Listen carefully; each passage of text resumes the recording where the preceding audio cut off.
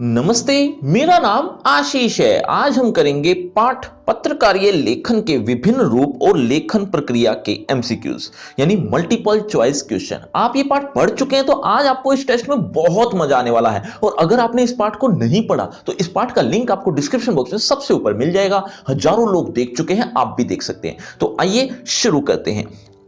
देखें जरा किसने कितना पढ़ा।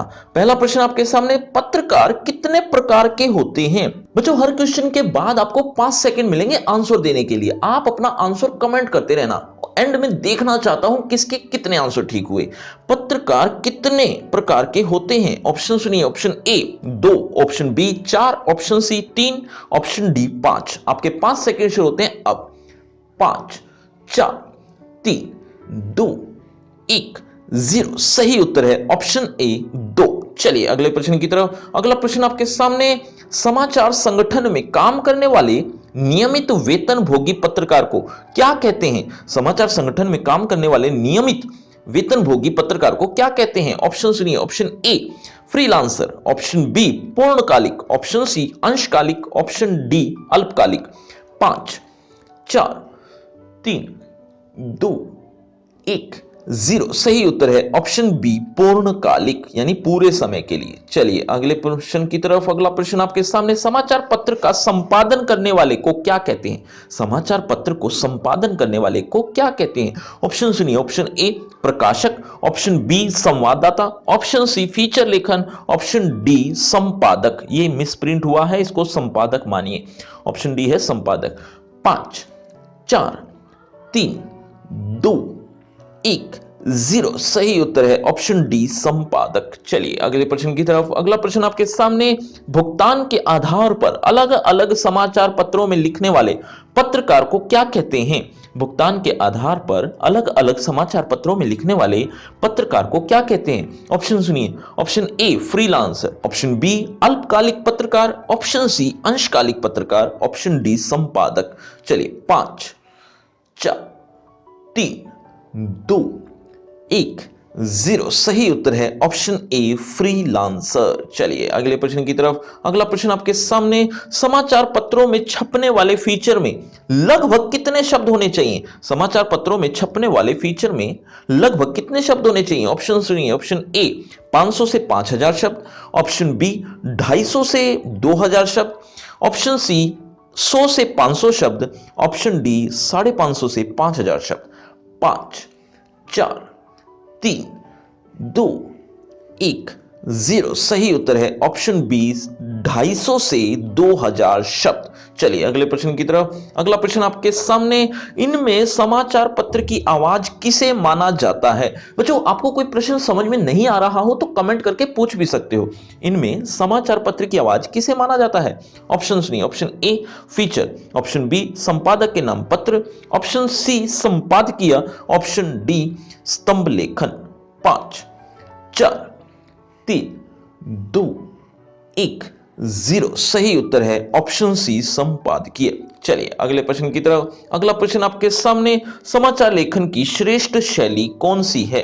समाचार लेखन की श्रेष्ठ शैली कौन सी है? ऑप्शन सुनिए। ऑप्शन ए सीधा पिरामिड शैली, ऑप्शन बी उल्टा पिरामिड शैली, ऑप्शन सी व्याख्या शैली, ऑप्शन डी विवेचनात्मक शैली। 5 4 3 2 1 0। सही उत्तर है ऑप्शन बी उल्टा पिरामिड शैली। चलिए अगले प्रश्न की तरफ। अगला प्रश्न, समाचार लेखन के लिए कितने ककार आवश्यक हैं? समाचार लेखन के लिए कितने ककार आवश्यक हैं? ऑप्शन सुनिए। Option A 4, option B 3, option C 5, option D 6। 5 4 3 2 1 0। सही उत्तर है ऑप्शन डी 6 ककार। 6 ककार होते हैं। चलिए अगले प्रश्न की तरफ। अगला प्रश्न, इंट्रो में कितने ककारों को आधार बनाकर खबर लिखी जानी चाहिए? इंट्रो में कितने ककारों को आधार बनाकर खबर लिखी जानी चाहिए? ऑप्शन सुनिए। ऑप्शन ए 3 या 4, ऑप्शन बी 1 या 2, ऑप्शन सी 2 या 3, ऑप्शन डी 4 या 5। 5 4 3 2 1 0। सही उत्तर है ऑप्शन ए 3 या 4। चलिए अगले प्रश्न की तरफ। अगला प्रश्न आपके सामने, तथ्य तथ्यों, सूचनाओं तथा आंकड़ों की गहरी छानबीन करने वाले रिपोर्ट को क्या कहते हैं? बच्चों, आपकी क्लास से रिलेटेड पाठ और कविताएं पढ़ना चाहते हो तो अलग से प्लेलिस्ट बना रखी है, वीडियो के एंड में डिस्क्रिप्शन चेक कर लेना। तथ्यों, सूचनाओं तथा आंकड़ों की गहरी छानबीन करने वाली रिपोर्ट को क्या कहते हैं? ऑप्शन सुनिए। ऑप्शन ए विवेचनात्मक रिपोर्ट, ऑप्शन बी विश्लेषणात्मक रिपोर्ट, ऑप्शन सी खोजी report, option D in depth report. 5 4 3 2 1 0। सही उत्तर है option D in depth report. चलिए अगले प्रश्न की तरफ। अगला प्रश्न आपके सामने, फीचर की कौन सी विशेषता है? फीचर की कौन सी विशेषता है? ऑप्शन सुनिए। ऑप्शन ए सृजनात्मकता, ऑप्शन बी सुव्यवस्थित, ऑप्शन सी आत्मनिष्ठ, ऑप्शन डी उपयुक्त तीनों।